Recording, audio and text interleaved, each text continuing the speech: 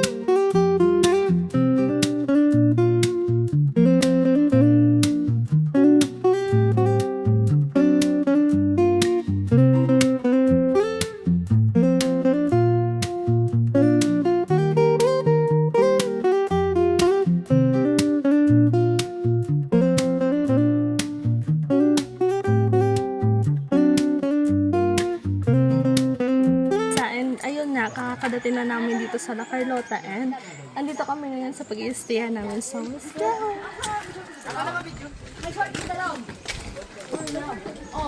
So, dito sa pag-i-stayan namin guys, meron siya sa taas and meron din siya sa baba. So, dito tayo sa baba. So, dito sa baba guys, so makikita tayo sa likod ko, meron tayong swimming pool and then, ayan, meron na siya lamesa and then meron din doon, lamesa at mga upuan. And then, meron din dito mini kitchen.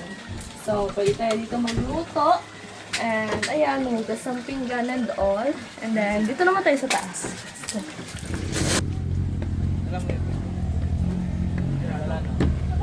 So, dito naman sa taas, guys. So, nakita niyo.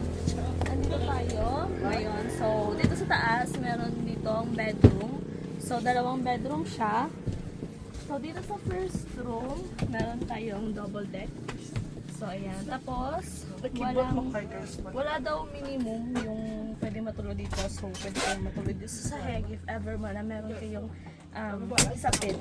So, next, doon naman tayo sa isang room. Meron po kami duyan. Merong duyan. And also, meron din dito ng upuan and lamesa and all. Meron din dito. Hi. Meron din tayong encanto. And meron din dito upuan. And then, pasok tayo. Room raid. So, dito, meron isang bed. And merong sapin. If gusto nyo magsapin. And then, ayan yung ilaw niya.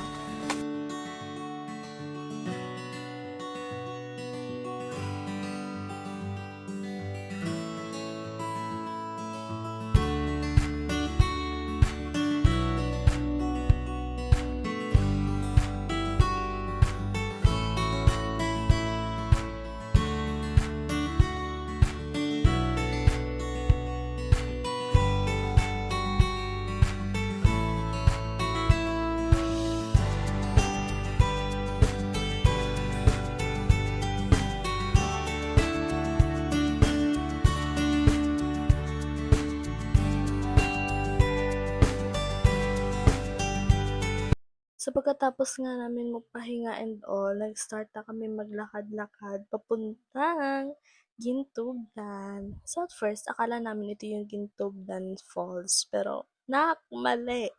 It's Gintugdan Spring. So, ayan. Kung wala lang tong voice over, guys. Sige, ito talaga kung hindi paglagay ng voice over. Maririnig nyo talaga yung, pagod na ako, nakakahinga na, sakit na ng tuhod ko na para bang, sige, huwag na lang maglakad. Sakit na daw to. Naka-metitis pa naman yan. Ayaw yan sa'yo na?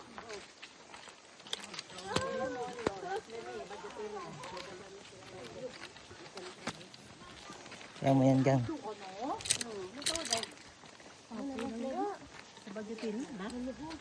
So while naglalakad nga kami guys, napahinto kami sa ditong part sa tabi ng kalsada kasi dito daw gumuho yung lupa dahil sa landslide.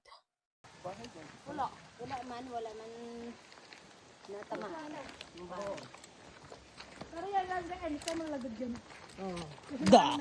Pagka-landslide. Ay, uy. Slide na. Oh, napo.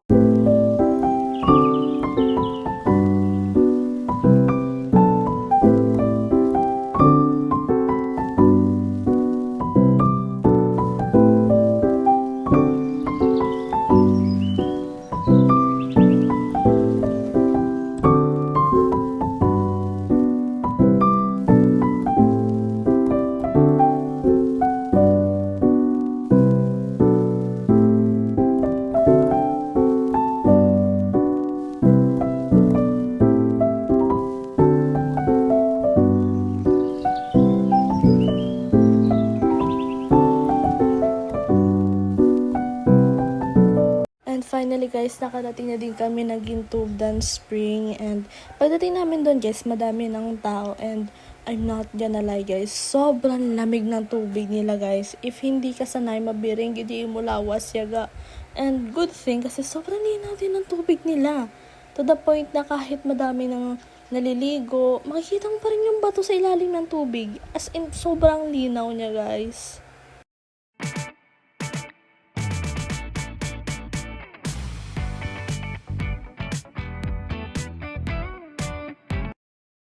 So pag-uwi nga namin guys, pinagpatuloy namin yung pag-swimming namin sa swimming pool kasi nabitin kami dun sa spring.